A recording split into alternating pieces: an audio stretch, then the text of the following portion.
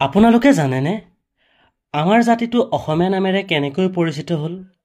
আৰু আপোনালোকে জানেনে আমি যে নামঘৰে গৈ সেৱা কৰোঁ আৰু নামঘৰত আমি বিভিন্ন ধৰণৰ ধৰ্মীয় আলোচনা কৰোঁ এই নামঘৰ ভাগ কোনে প্ৰতিষ্ঠা কৰিছিলে আপোনালোকে জানেনে নমস্কাৰ মই আজি আপোনালোকৰ মাজলৈ লৈ আহিছোঁ মহাপুৰুষ শ্ৰীমন্ত শংকৰদেৱৰ বিষয়ে কিছু আভাস আৰু আমাৰ ভিডিঅ'টো যদি ভাল লাগে ভিডিঅ'টো please like comment and share কৰিবলৈ নাপাহৰিব আৰু চেনেলটো নতুন ভিডিঅ' পাবলৈ ছাবস্ক্ৰাইব কৰিব আৰু বেল আইকনটো বজাই ৰাখিব বলক এটা ভিডিঅ'টো আৰম্ভ কৰোঁ অসমীয়া জাতিটো সিঁচৰিত হৈ থকাৰ পৰা একগোট হোৱালৈকে এই মহান গুৰুজনাই অৱদান আছিল আৰু এই গুৰুজনাৰ জন্ম হৈছিল 1449 চনত আজি মই আপোনালোকক ইমানখিনি কথা ক'বলৈ নাযাওঁ যে সকলোবিলাক হয়তো আপোনালোকে অলৰেডি জানেই যে মহাপুৰুষ শ্ৰীমন্ত শংকৰদেৱে অ আ ক খ একো নজনাকৈ তেওঁ এটা কবিতা লিখিছিলে সেই কবিতাটোৰ নাম হয়তো সকলোৱে মুখে মুখে আজিও প্ৰচলিত কৰতল কমল আপোনালোকে হয়তো সকলোৱে শুনিছে তেওঁ অসমৰ সাংস্কৃতিক পৰিৱেশ একেবাৰে সলনি কৰি দিছিল তেওঁ কেৱল ধৰ্মীয় সংস্কাৰকে নহয় লগতে সামাজিক সংগঠক গায়ক নৃত্যশিল্পী কবি আৰু চিত্ৰশিল্পীও আছে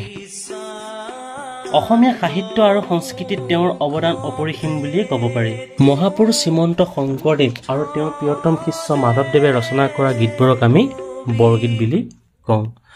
অসমীয়া পৰিচয় স্থাপিত হিচাপে তেওঁক মান্য কৰা হয় তেওঁৰ প্ৰিয় শিষ্য মাধৱদেৱক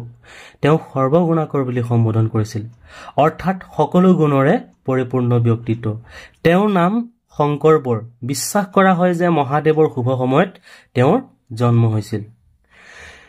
তেওঁৰ নৱভক্তি আন্দোলনৰ অগ্ৰদূত আছিল যিয়ে ভক্তি আৰু সমাজক সংহতিৰ জৰিয়তে অসম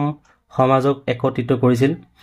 শংকৰদেৱে ভক্তি অৰ্থাৎ ঈশ্বৰলৈ শ্ৰদ্ধা কৰা আধ্যাত্মিক উৎকৰ্ষ লাভৰ উপায় হিচাপে ধাৰণা কৰিছিল তেওঁ মতে ধৰ্ম আধ্যাত্মিকতা সৰ্বসাধাৰণৰ বাবে উপলব্ধ হ'ব লাগে জাতি সম্প্ৰদায়ে ভেদাভেদ নোহোৱাকৈ তেওঁ জটিল বেদ পুৰণীয় দাৰ্শনিক বিষয়বোৱা সহজ ভাষাত ব্যাখ্যা কৰিছিল ইয়াৰ ফলত সাধাৰণ মানুহেও